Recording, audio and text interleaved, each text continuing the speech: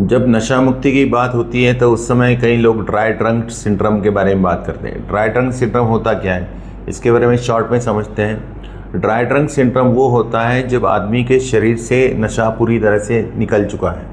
अब उसके शरीर में एक बूंद शराब या किसी भी प्रकार का नशा नहीं है, लेकिन उसका जो व्यवहार है, या हम ये कह सकते हैं कि शरीर से नशा गया लेकिन दिमाग पे अभी भी हावी है, उसका व्यवहार पूरी तरह से एक नशेबाज जैसा होता है।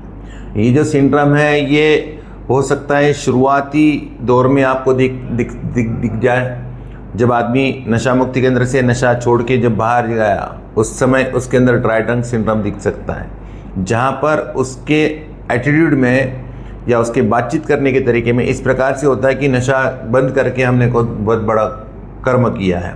कहीं ना कहीं ये एटीट्यूड, उसके बाद जो हैबिट्स है उसकी, वो नशे के दौरान जैसी थी वैसी है कि देर तक जागना, देर से उठना, आलस करना, हाइजीन नहीं रखना अपना खुद का, घर वालों के साथ में ठीक से बातचीत कम्युनिकेशन नहीं करना, कई बार कुछ चीज़ें पूछी जाए तो तुरंत चिढ़ जाना, और ये सोचना कि भाई हम तो नशा नहीं कर रहे, फिर ये क्यों लोग पीछे पड़े हैं।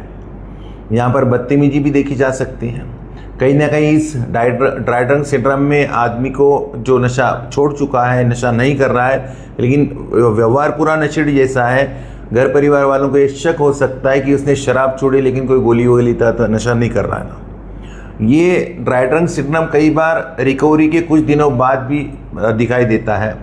जैसे आदमी ने 6 महीने तक रिकवरी करी और उसके बाद उसका जो मोटिवेशन था या जो जज्बा जो था रिकवरी के प्रति वो कम हो गया, फिर से वो आलस करने लग गया, फिर से उसका व्यवहार धीरे धीरे बदलने लग गया और वो बदतमीजी की तरफ जाने लग गया, केयरलेसनेस की तरफ जाने लग गया।